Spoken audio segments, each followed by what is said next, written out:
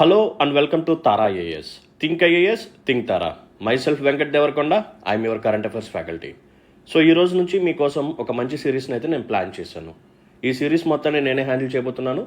So UPSC prelims 2025 ఏదైతే ఉందో దీనికి కావాల్సిన ఇంపార్టెంట్ టాపిక్స్ని క్విక్గా రివిజన్ మనం చేద్దాం. సో సిరీస్ యొక్క నేమ్ వచ్చేసరికి revise and rise. So current affairs as well as static topics from all subjects, అన్ని సబ్జెక్ట్స్ నుంచి స్టాటిక్ ప్లస్ కరెంట్ అఫైర్స్ ఇంపార్టెంట్వి చిన్నవి నేను కవర్ చేసేస్తాను మీకోసం ఇక్కడ. అండ్ గుర్తుపెట్టుకోండి, కరెంట్ అఫైర్స్లో నేను చేసే కంటెంట్ ఏదైతే ఉందో అది 100% తీసుకుంటే దాంట్లో జస్ట్ 10% మాత్రమే ఇక్కడ నేను ప్రొవైడ్ చేయగలను. మిగతా కంటెంట్ మొత్తం మీకు అక్కడ కరెంట్ అఫైర్స్లోనే ఉంటుంది. ఓకే. అండ్ వన్ థింగ్ ఏంటంటే, చాలామంది అనౌన్స్ చేయగానే జాయిన్ అయ్యారు కరెంట్ అఫైర్స్ కోర్స్ని. వాళ్ళందరికీ నేను థ్యాంక్స్ చెప్తున్నాను. సో మమ్మల్ని నమ్మి మీరు జాయిన్ అయ్యారు కాబట్టి మీ అందరికీ ఖచ్చితంగా న్యాయం అనేది జరుగుతుంది. So already current affairs classes ఎప్పుడెప్పుడు ఏమేమి అప్డేట్ అవుతాయి అనేది కూడా మీకు అక్కడ స్కెడ్యూల్ కూడా ప్రొవైడ్ చేశాము. సో ఒకసారి చెక్ చేసుకోండి. మీకు రిఫండ్ పాలసీ ఉంది కాబట్టి మీకు ఎటువంటి ప్రాబ్లం అనేది కూడా ఇక ఉండదు. ఓకేనా? రైట్. సో ఈరోజు బిగినింగ్ సెషన్లో మనం డిస్కస్ చేయబోయే టాపిక్ ఏంటంటే ఇంటర్నేషనల్ సోలార్ అలయన్స్. సో ఈ టాపిక్ అనేది కంటిన్యూస్గా మనకి న్యూస్లో కూడా ఉంది కాబట్టి దీన్ని మనం క్విక్గా రివైజ్ చేద్దాం. So first of all, international solar alliance ఏదైతే ఉందో ఇది ఒక ఇంటర్ గవర్నమెంటల్ ఆర్గనైజేషన్ అనమాట. దీన్ని ఎక్కడ లాంచ్ చేశారు అంటే COP21లో లాంచ్ చేయడం జరిగింది. సో COP21 UNFCCC అనమాట, క్లైమేట్ చేంజ్కి సంబంధించిన కాన్ఫరెన్స్ మీటింగ్ ఇది. సో ప్యారిస్లో జరిగింది 2015. సో ఎవరు లాంచ్ చేశారు అంటే ఇండియా లాంచ్ చేయడం అనేది జరిగింది. So it is a joint initiative between India as well as France. So ఇక్కడ ఇంకొక పాయింట్ ఏంటంటే, ఇంటర్నేషనల్ సోలార్ అలయన్స్కి సంబంధించిన సిగ్నేచర్స్ అనేవి ఎప్పుడు ఓపెన్ చేశారు అంటే నెక్స్ట్ COPలో ఓపెన్ చేశారు. అంటే COP22 మరకేష్ మొరక్కోలో జరిగింది కదా, అక్కడ దీని యొక్క సిగ్నేచర్స్ని తీసుకోవడం స్టార్ట్ చేశారనమాట. COP21లో ఫార్మల్గా లాంచ్ చేశారు, బట్ దానికి సంబంధించిన సిగ్నేచర్స్ మాత్రం COP22 నుంచి తీసుకోవడం స్టార్ట్ చేశారు. సో ఇంటర్నేషనల్ సోలార్ అలయన్స్ ఏదైతే ఉందో దీని యొక్క హెడ్ వచ్చేసరికి డైరెక్టర్ జనరల్ అనమాట. సో ఈ డైరెక్టర్ జనరల్ని ఎవరు ఎన్నుకుంటారు, ఇతని యొక్క టెన్యూర్ ఏంటో నెక్స్ట్ చెప్తాను, వెయిట్ చేయండి. అండ్ దీనికి సంబంధించిన హెడ్ క్వార్టర్స్ వచ్చేసరికి మన ఇండియాలోనే ఉంటుంది, గురుగ్రామ్ హర్యానాలో ఉంటుందన్నమాట. సో ఇక్కడే మనకు ఒక ఇన్స్టిట్యూట్ కూడా ఉంటుంది, national institute of solar energy. And కొన్ని ఇంపార్టెంట్ పాయింట్స్ మీరు గుర్తుపెట్టుకోవాలి. ఇంటర్నేషనల్ సోలార్ అలయన్స్ ఏదైతే ఉందో it is not part of United nations. ఇది యునైటెడ్ నేషన్స్లో మెంబర్ అయితే కాదు. But United nations general assembly వాళ్ళు ఏం చేశారు అంటే అబ్జర్వర్ స్టేటస్ అనేది మనకి ఇవ్వడం జరిగిందనమాట. ఎవరికి? ఇంటర్నేషనల్ సోలార్ అలయన్స్ వాళ్ళకి. ఈ 2 పాయింట్స్ చాలా ఇంపార్టెంట్. అండ్ నెక్స్ట్ పార్ట్ వచ్చేసరికి ఆర్గనైజేషన్ స్ట్రక్చర్. దీని ఒక ఆర్గనైజేషన్ స్ట్రక్చర్ ఎలా ఉంటుంది? సో హై లెవెల్ బాడీ వచ్చేసరికి అసెంబ్లీ అనమాట. సో ఈ అసెంబ్లీ అనేది ఎవ్రీ ఇయర్ ఒకసారి వీళ్ళు మీట్ అవుతూ ఉంటారు. మీట్ అయ్యి కొన్ని ఇంపార్టెంట్ డెసిషన్స్ అనేది తీసుకుంటూ ఉంటారు. ఆ ఇంపార్టెంట్ డెసిషన్స్లో ఒకటేంటంటే డైరెక్టర్ జనరల్ ఎవరైతే ఉన్నారో అతన్ని ఎన్నుకుంటారనమాట. సో ఈసారి లేటెస్ట్గా జరిగిన అసెంబ్లీ ఏదైతే ఉందో అది 7th one అనమాట. ఎక్కడ జరిగింది? మన ఇండియాలోనే జరిగింది. సో ఈ 7th సెషన్లోనే న్యూ డైరెక్టర్ జనరల్ని ఎన్నుకోవడం జరిగింది. సో అతని యొక్క నేమ్ వచ్చేసరికి ఆశిష్ ఖన్నా. సో ప్రెసెంట్ ఉన్న డైరెక్టర్ జనరల్ ఎవరైతే ఉన్నారో అతని యొక్క టెన్యూర్ అనేది March 2025 ఫినిష్ అయిపోతుంది. సో ఆ తర్వాత నుంచి ఇతను ఆ పర్టికులర్ పొజిషన్ని టేక్ ఓవర్ చేసుకుంటారు. అండ్ నెక్స్ట్ వన్ వచ్చేసరికి స్టాండింగ్ కమిటీ. సో స్టాండింగ్ కమిటీలో ఎవరెవరు ఉంటారు అంటే president, co president as well as regional vice presidents అనే వాళ్ళు ఉంటారు.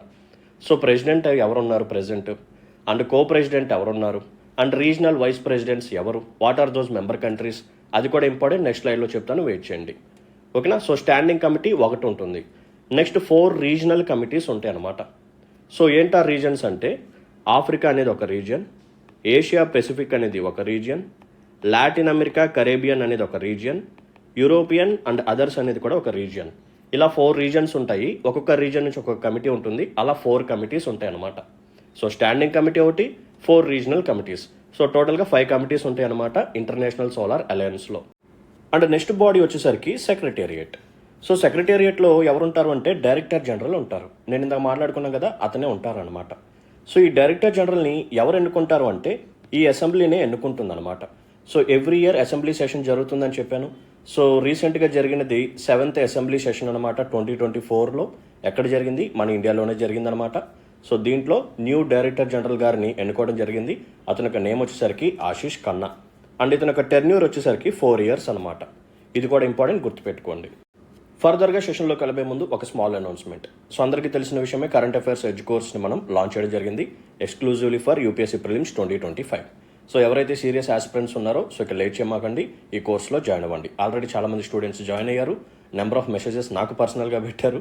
సో అందరికీ నేను రిప్లైలు ఇస్తున్నాను. ఎస్, మ్యాక్సిమం వీలైనంత వరకు ఇంపార్టెంట్ టాపిక్స్ అన్ని నేను కవర్ చేస్తాను. రిమైనింగ్ టాపిక్స్ ఏవైతే ఉన్నాయో రెస్పెక్ట్ టు సబ్జెక్ట్స్ ఎవరైతే ఫ్యాకల్టీ ఉన్నారో వాళ్ళు డీల్ చేస్తారు. సో ఇంకా మీలో ఎవరికైనా సరే ఇంట్రెస్ట్ ఉంటే ప్లీజ్ వీలైనంత తొందరగా జాయిన్ అవ్వండి. సో కరెంట్ అఫైర్స్తో పాటు ఇంపార్టెంట్ థీమ్స్ ఏవైతే ఉన్నాయో వాటన్నిటిని మనం కవర్ చేస్తాము. అండ్ మీకు ప్రొవైడ్ చేసే పీడిఎఫ్ ఏదైతే ఉందో దాన్ని మీరు ప్రింట్ కూడా తీయించుకోవచ్చు అనమాట. అండ్ మీకు సబ్జెక్ట్ వైజ్గా కరెంట్ అఫైర్స్ ఏవైతే ఉన్నాయో వాటి మీద టెస్టులు కూడా ఉంటాయి అనమాట.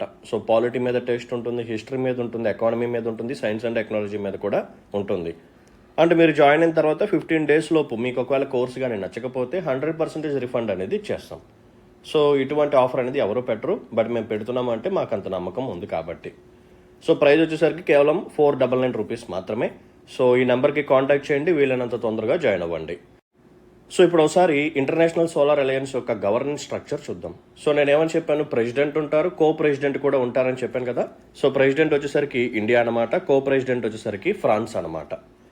నెక్స్ట్ వైస్ ప్రెసిడెంట్స్ 8 ఉంటారని చెప్పాను, అది కూడా 4 regions నుంచి. ఏంటా రీజియన్స్ ఇక్కడ రాశాను చూడండి. 4 regions వచ్చేసరికి first one Asia and Pacific, second one Africa, తర్వాత Latin America and Caribbean, Europe and others. ఇవి అడిగే ఛాన్స్ ఉందన్నమాట. ఓకేనా. సో ఈ 4 regionsలో ఉన్నవి ఏంటి అని ఐడెంటిఫై చేయమంటారు. సో ఆడ్ మ్యాన్ అవుట్ లాగా మనం పికప్ చేస్తూ ఉండాలి. So first Asia and Pacific నుంచి ఎవరు వైస్ ప్రెసిడెంట్స్ అనేది చూద్దాం. సో ఏషియా అండ్ పెసిఫిక్ నుంచి ఆస్ట్రేలియా అండ్ శ్రీలంక, ఆఫ్రికా నుంచి Ghana and Seychelles, Latin America and Caribbean నుంచి Grenada and Suriname, Europe and others నుంచి Germany and Italy. Okay. So ఒక point గుర్తుపెట్టుకోండి, ప్రెసిడెంట్ అయినా, కో ప్రెసిడెంట్ అయినా, వైస్ ప్రెసిడెంట్స్ అయినా సరే ఈ కంట్రీస్ అన్ని చేంజ్ అవుతూ ఉంటాయి అన్నమాట, లైక్ ఎలక్షన్స్. అర్థమైంది కదా, రైట్. సో ఈ ఎంటైర్ టాపిక్లో మనం గుర్తుపెట్టుకోవాల్సిన ఇంకొక ఇంపార్టెంట్ పాయింట్ ఏంటంటే towards 1000 strategy. So what is it? So towards 1000 strategy by 2030. So దీంట్లో ఈ 1000 మీద కొన్ని ఇంపార్టెంట్ పాయింట్స్ వస్తాయి. ఫస్ట్ వన్ ఏంటంటే దీని ఒక main goal or main target ఏంటంటే $1000 బిలియన్ ఇన్వెస్ట్మెంట్ని అట్రాక్ట్ చేయాలి. అండ్ ఈ సోలార్ ఎనర్జీ ఏదైతే ఉందో దీని యొక్క యాక్సెసిబిలిటీని 1000 మిలియన్ పీపుల్కి ప్రొవైడ్ చేయాలి. అండ్ ఇన్స్టాలేషన్ వచ్చేసరికి 1000 గిగావాట్ సోలార్ ఎనర్జీ. ఎమిషన్స్ అవుతుంటాయి కదా, గ్రీన్ హౌస్ గ్యాస్ ఎమిషన్స్ కానీ, కార్బన్ డైఆక్సైడ్ ఎమిషన్స్ కానీ, ఇటువంటివి. సో వాటిని కూడా రెడ్యూస్ చేయాలన్నమాట. వాటిని రెడ్యూస్ చేయాలంటే మనం ఈ సోలార్ ఎనర్జీని యూసేజ్ అనేది పెంచుకుంటూ వెళ్ళాలి. సో ఎంత ఎమిషన్ని తగ్గించాలి అంటే 1000 మిలియన్ టన్స్, అది కూడా యాన్యువల్గా. ఓకేనా. సో టువర్డ్స్ 1000 స్ట్రాటజీలో మనకి 4 ఉంటాయి. ఒకటి ఇన్వెస్ట్మెంట్, రెండోది యాక్సెసిబిలిటీ, మూడోది ఇన్స్టాలేషన్, నాలుగవది emission reduction. Investment $1000 billion, accessibility 1000 million people, installation 1000 gigawatt, emission reduction 1000 million tons. దీన్ని మనం రెడ్యూస్ చేసుకుంటూ వెళ్ళాలి యాన్యువల్గా. సో ఇంటర్నేషనల్ సోలార్ అలయన్స్కి ఒక విజన్ ఉంది, ఒక మిషన్ ఉంది. సో ఇక్కడ ఒక స్లోగన్ ఉంటుంది, ఇది గుర్తుపెట్టుకుంటే సరిపోతుంది. సో విజన్ వచ్చేసరికి let us together make the sun brighter. Mission వచ్చేసరికి every home no matter how far away will have a light at home. ఓకేనా. సో ఇల్లు అనేది ఎంత దూరంగా ఉన్నా సరే, ఎంత ఐసోలేటెడ్గా ఉన్నా సరే అక్కడ మనం ఎలక్ట్రిసిటీ అనేది ప్రొవైడ్ చేయాలి, అది కూడా సోలార్ ఎనర్జీ ద్వారా. నెక్స్ట్ పాయింట్ చూడండి, ఇంటర్నేషనల్ సోలార్ అలయన్స్లో 9 ఇంపార్టెంట్ ప్రోగ్రామ్స్ ఉంటాయి. జస్ట్ టైటిల్స్ తెలిస్తే చాలు. సో ఫస్ట్ ప్రోగ్రామ్ వచ్చేసరికి scaling solar applications for agricultural use. So agriculture పర్పసెస్కి మనం ఏం చేయాలి, ఈ సోలార్ అప్లికేషన్స్ని ఇంప్రూవ్ చేసుకుంటూ వెళ్ళాలి, యూస్ చేసుకుంటూ వెళ్ళాలి. క్లాసికల్ ఎగ్జాంపుల్ ఏంటంటే పిఎం కుసుమ్ స్కీమ్ అనమాట. సో మనకి పంప్స్ ఉన్నాయి కదా, అగ్రికల్చర్ పంప్స్, వాటిని సోలారైజేషన్ చేసుకుంటూ వెళ్తున్నాం అంతే. నెక్స్ట్ ప్రోగ్రామ్ చూడండి, అఫోర్డబుల్ ఫినాన్స్ ఎట్ స్కేల్. అంటే ఏం లేదు, క్రెడిట్ ఫెసిలిటీ ప్రొవైడ్ చేయాలన్నమాట అఫోర్డబుల్గా అందరికీ. నెక్స్ట్ వన్ ఈ mobility and storage, electric vehicles and battery storage అనమాట. తర్వాత సోలార్ పార్క్స్, ఆ తర్వాత స్కేలింగ్ సోలార్ మినీ గ్రిడ్స్ని కూడా మనం ఎస్టాబ్లిష్ చేయాలి. అక్కడ నుంచి ట్రాన్స్ఫరింగ్ కానీ లేకపోతే సర్ప్లస్గా ఉన్న దాన్ని తీసుకొచ్చి ఇక్కడ స్టోరేజ్ కానీ చేస్తూ ఉండాలి. ఆ తర్వాత scaling solar rooftops. So మనకి రూఫ్ టాప్ మీద కూడా సోలార్ ప్యానెల్స్ని ఎస్టాబ్లిష్ చేస్తున్నాము. దీనికి క్లాసికల్ ఎగ్జాంపుల్ ఏంటంటే PM Surya Ghar Muft Bijli Yojana. And next programme వచ్చేసరికి solarising heating and cooling systems. So దీనికోసం హీటింగ్ అండ్ కూలింగ్ సిస్టమ్స్ని తీసుకురావాలి, as well as solar PV battery and waste management. మరి వీటికి సంబంధించిన వేస్ట్ని కూడా మనం మేనేజ్మెంట్ చేస్తూ ఉండాలి, లేకపోతే పొల్యూషన్ అనేది క్రియేట్ అవుతూ ఉంటుంది. అండ్ లాస్ట్ ప్రోగ్రామ్ వచ్చేసరికి సోలార్ ఫర్ గ్రీన్ హైడ్రోజన్. మీరందరూ గ్రీన్ హైడ్రోజన్ చదివారని అనుకుంటున్నాను. సో దాంట్లో మనం సోలార్ ఎనర్జీ యూజ్ చేస్తాం కదా, మరి ఆ సోలార్ ఎనర్జీని మనం ప్రొవైడ్ చేయాలి. సో ఇదే వీళ్ళ యొక్క మెయిన్ గోల్ అనమాట. ఓకేనా. So these are the 9 programmes of international solar alliance. And next one వచ్చేసరికి దీని యొక్క ఇనిషియేటివ్స్. ఇది కూడా ఇంపార్టెంట్, జస్ట్ టైటిల్స్ తెలిస్తే చాలు. ఇది రీసెంట్గా ఏపీఎస్సీ గ్రూప్ 2 ఎగ్జామినేషన్లో కూడా అడిగాడు అనమాట. సో స్టార్-సి అని చెప్పి, ఐటెక్ అని చెప్పి, పిఎం కుసుమ్ అని చెప్పి ఇలా ఒక 4 ఇచ్చి దీంట్లో ఇంటర్నేషనల్ సోలార్ అలయన్స్ కింద రాణి ఇనిషియేటివ్ అడిగాడు. సో రాణిది ఏంటంటే పిఎం కుసుమ్ అనమాట. వచ్చేవన్నీ ఇక్కడ మనం చూస్తాము, ఇది ఒకసారి చూస్తే సరిపోతుంది. సో ఫస్ట్ వన్ వచ్చేసరికి solar X startup challenge.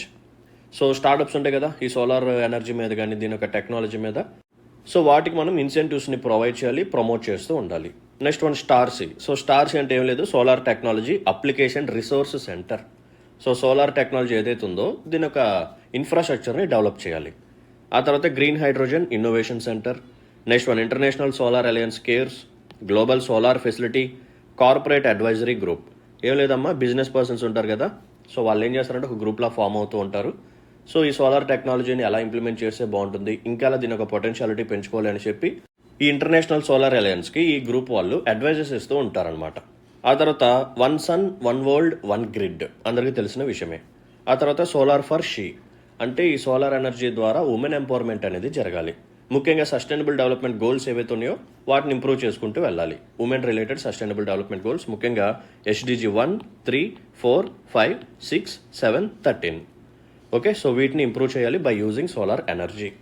And next initiative వచ్చేసరికి ఐటెక్ స్కీమ్ అనమాట. So it stands for Indian technical and economic cooperation. So ఇది యాక్చువల్గా ట్రైనింగ్ ప్రోగ్రామ్ అనమాట. సో ట్రైనింగ్ అనేది ప్రొవైడ్ చేస్తుంటారు ఈ టెక్నాలజీ మీద. It was around 21 days training period అనేది ఉంటుంది. ఆ తర్వాత solar risk mitigation initiative. So ఇది మనకి ఎక్కడ లాంచ్ చేశారంటే COP24లో లాంచ్ చేశారు. సో ఎవరు లాంచ్ చేశారు అంటే international solar alliance plus World Bank plus European investment bank. It is a joint initiative అనమాట. That's it. సో ఇవి ఇనిషియేటివ్స్ అనమాట ఇంటర్నేషనల్ సోలార్ అలయన్స్కి సంబంధించినవి. జస్ట్ మనకి టైటిల్స్ తెలిస్తే చాలు, వాట్ ఈజ్ వాట్ అనేది తెలిస్తే చాలు. అండ్ ఇంటర్నేషనల్ సోలార్ అలయన్స్లో రీసెంట్గా జాయిన్ అయిన మెంబర్స్ చూడండి. సో 100th మెంబర్ వచ్చేసరికి పెరాగ్వే, 101 వచ్చేసరికి నేపాల్, అండ్ 104 వచ్చేసరికి అర్మేనియా. ఓకేనా. సో 100th 104 గుర్తుపెట్టుకోండి. సో పెరాగ్వే అండ్ మనకి పక్కనే నేపాల్ ఉంటుంది కాబట్టి ఇది కూడా గుర్తుపెట్టుకోండి. 101, 104 వచ్చేసరికి అర్మేనియా. అండ్ రీసెంట్గా వెరీ రీసెంట్గా మోల్డోవా కంట్రీ ఏదైతే ఉందో ఇది ఇంటర్నేషనల్ సోలార్ అలయన్స్ ఫ్రేమ్వర్క్ మీద సైన్ అయితే చేయటం అనేది జరిగింది. సో ఇది మీకు కరెంట్ అప్డేట్స్ని కూడా ఇక్కడ లింక్ చేసి పెట్టేశాను. ఓకేనా, రైట్. సో దీంతో సక్సెస్ఫుల్గా ఈరోజు ఒక ఇంపార్టెంట్ టాపిక్ని ఫినిష్ చేసుకోవడం జరిగింది, ఇంటర్నేషనల్ సోలార్ అలయన్స్. సో ఖచ్చితంగా దీని మీద క్వశ్చన్ అయితే మనం ఎక్స్పెక్ట్ చేయొచ్చు. సో ఇటువంటి క్లాసెస్ నా నుంచి మరిన్ని మీరు కానీ కోరుకున్నట్టయితే please hit the like button, మీ యొక్క వాల్యుబుల్ కామెంట్ని మెన్షన్ చేయండి. ఇంకా ఎవరైనా సరే మన ఛానల్ని సబ్స్క్రైబ్ చేసుకున్న వాళ్ళు ఉంటే ప్లీజ్ సబ్స్క్రైబ్ చేసుకోండి. So let's call it a day then. See in the next session. Until then take care, bye bye, జై హింద్.